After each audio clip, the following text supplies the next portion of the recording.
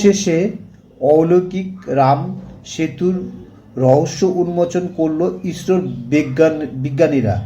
জানা গেল আশ্চর্য তথ্য।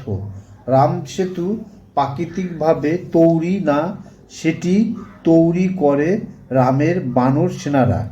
সে বিষয়ে কি বলছেন বৈজ্ঞানিকরা? তারা বলছেন সেতুটি প্রাকৃতিকভাবেই তৈরি। রাম সেতু আসলে ভারতের ধনুষ্কোটি থেকে শ্রীলঙ্কা তালাইমান্না দ্বীপ পর্যন্ত সমুদ্রের নিচে স্থলভাগে এক ধারাবাহিকতা।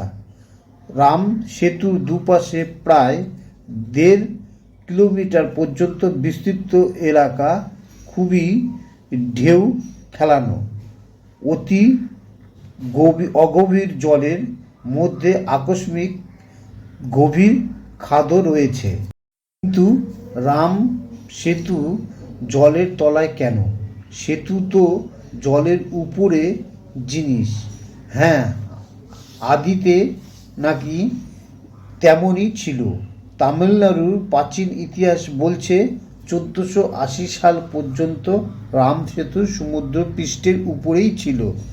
ভয়াবহ এক ঘূর্ণিঝড়ের পর সেতুটি সমুদ্রের জলে ডুবে যায়।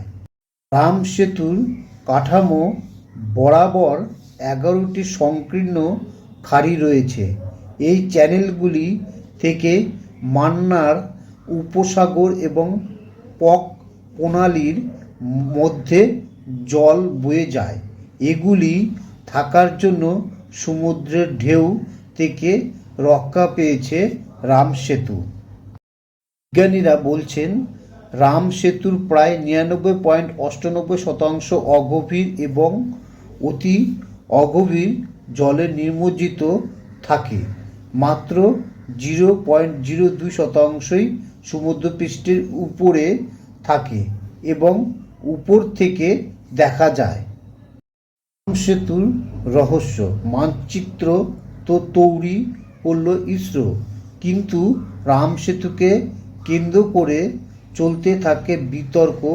কি বন্ধ করতে পারল এই মানচিত্র, কিংবা পারল রাম সেতুর রহস্য উন্মোচন করতে?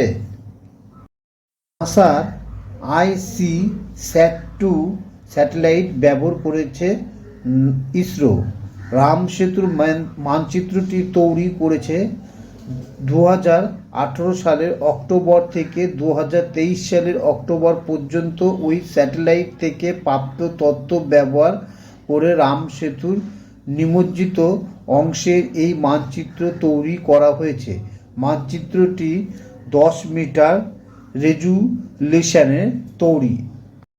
এটি ট্রেনের কোচের মতো লম্বা সেতু, ডুবে জলের তলায়। কিন্তু সেতু তো থাকার কথা ছিল জলের উপরে। রাম সেতু সমুদ্রের নিচে কেন?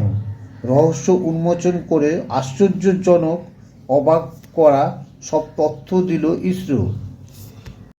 রামায়ণের কাহিনী অনুসারে শ্রীলঙ্কা যাওয়ার জন্য বানর সেনারা সাহায্যে সমুদ্রের উপরে এই সেতু তৈরি হয়েছে। সেই সেতুর প্রত্যেকটি পাথরে লেখা আছে রামের নাম। পরে কি করে বোঝা যাবে যে রাম সেতু বানরে তৈরি করেনি?